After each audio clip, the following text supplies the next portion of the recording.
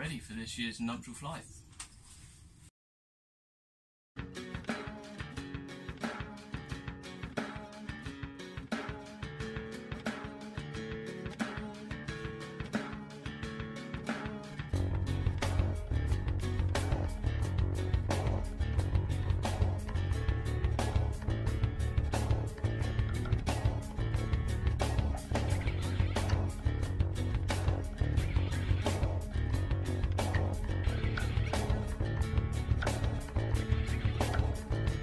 For those of you who are unaware as to what a nuptial flight is for ants, and that's when all the flying ants come out to play.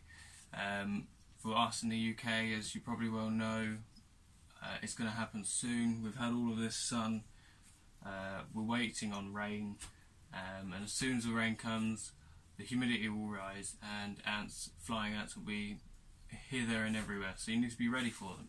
So I'm going to hold a competition. You'll more about that at the end of the video, but if for those who don't know how to set up a test tube or how to prepare for queen ants, I'm going to give you a quick rundown on what you need to have, what you need to do, and then yeah, we'll sort the competition out at the end. So hope you enjoy. Okay, what you will need is test tubes. I have hundreds. Cotton wool balls. A proddy stick. This also doubles over as a syringe for water or a water sprayer. What you'll need to do is fill water, I don't know, about, I'd say halfway into the test tube.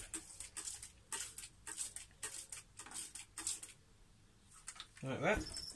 You then got your cotton wool ball. I typically just put it in half. It tends to be enough. Make sure you've got clean hands for this as well, I forgot to mention, because you don't want to contaminate your cotton wool. If you contaminate it, then you run the risk of spreading mould or fungus or whatever in the test tube later on. You don't want to do that. Right, this is the bit that people struggle with the most. Is they don't want to create an air pocket within here, because again that can create mold growth and stuff. So what you do is you get something typically with a flat end, and you get it and you go quite firm quite quickly, not too quick though because you don't want to go right through, and you pat it down until you see the top of the cotton wool moisten up. What I tend to do then is after that just shake it, make sure nothing's gonna come out, and then once you've done that, you plug the end with the other bit of cotton wool, and you've got yourself a test tube ready for a queen, and ready to catch. This counts as their chamber as well, for when they hatch their first workers and everything. Those of you who know ant keeping will know all of this, but those of you that don't and that are new, there's some tips for you. So I need to get some others made up for myself, so I'll just quickly do that and I'll be back with you.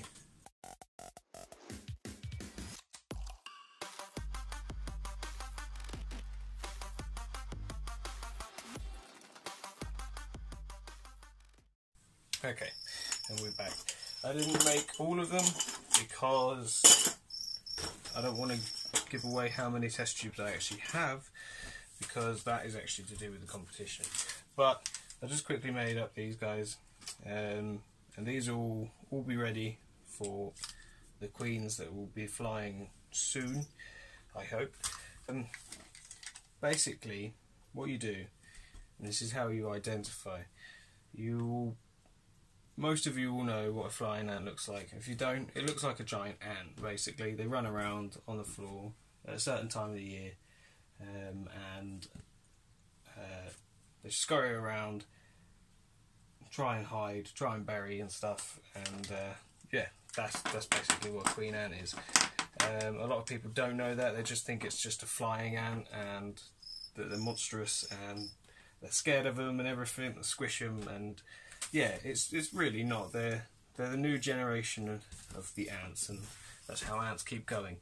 So basically, once you decided that you want to go ant catching and you've made up your test tubes, you go out. Sorry, dog started barking. Yeah, you go out and armed with your test tubes, you look for queen ants. You go around, you find them on the floor, and what you do is they were scurrying around, and you get the test tube. I typically do this. It acts as like a funnel, and you do that, and you just knock them until they decide they want to crawl in here for safety. And then you grab your cotton wool ball, you close it up, and you've got yourself a queen ant that is ready to lay eggs. Now, a lot of people mistake the ones with wings as fertile ones. Generally speaking, ones with wings haven't been mated yet. The ones without wings have. They mate in the air. The male drop dead after they've mated. That's their only role in life. And the female lands on the floor. She takes her wings off because she doesn't need them anymore, and she'll go and try and find a new home. That's when you come along, grab them, pop them in your test tube, and start your own colony. You can collect the winged ones because they may have just landed, and you know, they may have been mated, they may not have been. So generally speaking though, they haven't been mated. Okay, so people tend to ask, well, what do I do once I've caught it? Do I need to feed it? Do I, no, you don't. You just need to leave them in a dark place and leave them to rest, and in a couple days, maybe a couple weeks, they should start laying eggs. The eggs will develop and they turn into their first workers, which are called ninantics. Once their first workers come, then you can start feeding them.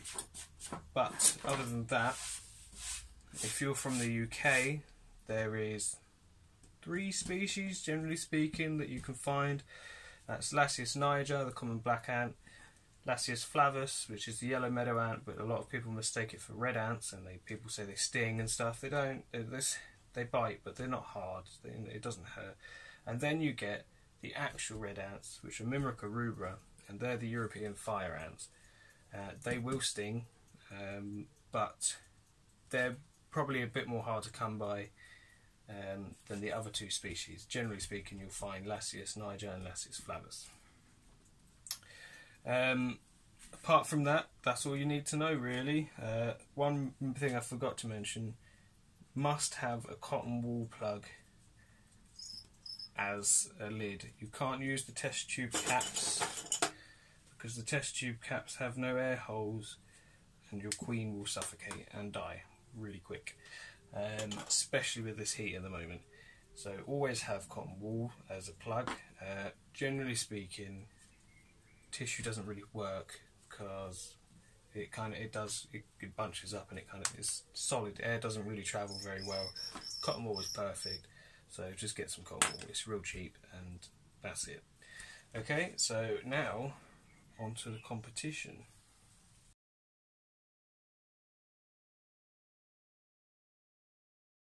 So as I mentioned before, I'm hosting a competition, and the rules are simple. 1, have to be subscribed to my channel. 2, like this video. I want to know how many people are engaging in this competition. And 3, comment down below. Now this is what you need to comment. This is the main part of the competition. I want you to guess how many queens I'm going to catch this month in this year's nuptial flights. This is why I wouldn't tell you the amount of test tubes I've got, because I don't want there to be a limit and for me to fill that limit.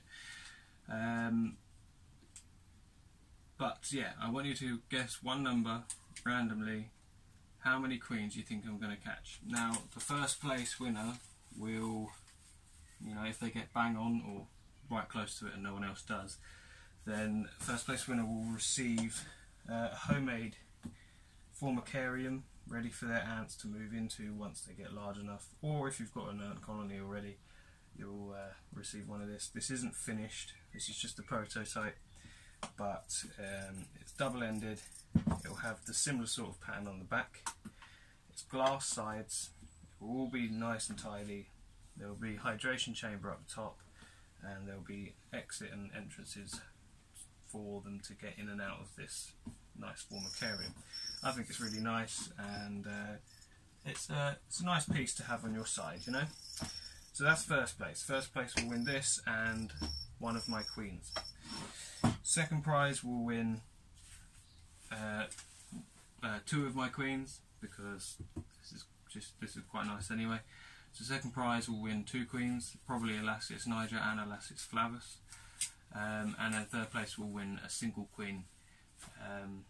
Obviously, if there's multiple people that get the same number, then I'll have to sort something out, where I send probably multiple queens, but whoever sent the first time, you know, guessed first, will receive this prize. But yeah, so get your entries in, make sure you're subscribed, give us a like, and yeah, I'll see you all soon. Thank you very much. Goodbye.